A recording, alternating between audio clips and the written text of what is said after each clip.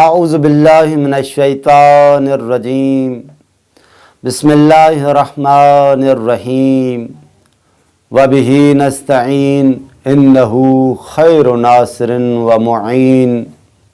عزیزان گرامی، امام زین العابدین علیہ السلام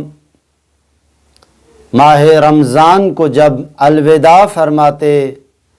تو اس کی جدائی میں یوں غمگین اور پریشان ہو جایا کرتے تھے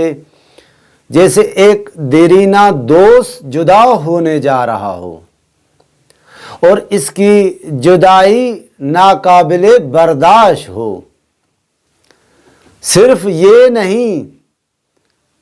بلکہ آپ اس مہینے کو الوداع کرنے کے لیے السلام علیک کے جملے کو بار بار استعمال کرتے تھے۔ ہم بخوبی آگاہ ہیں کہ یہ جملہ ہم مسلمان ایک دوسرے سے ملتے ہوئے اور جدا ہوتے ہوئے بولا کرتے ہیں۔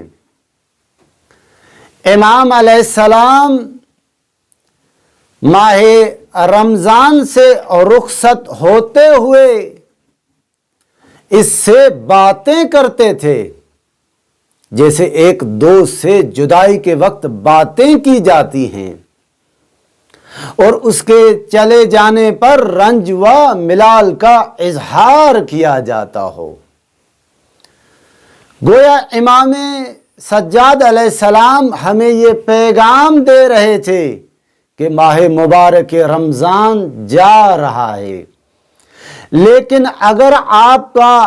دوست ہے تو رابطہ نہیں ٹوٹنا چاہیے، یعنی رابطہ ان اعمال اور عبادتوں سے جو اس مہینے میں آپ کا ہوا ہے، بالکل ایسے ہی جیسے کسی سفر کے اختتام پر ہم دوست بن جانے والے کسی مسافر سے اس کا رابطہ نمبر لے لیتے ہیں تاکہ تعلق کا یہ سلسلہ منقطع نہ ہو۔ بالکل اسی طرح ماہ مبارک رمضان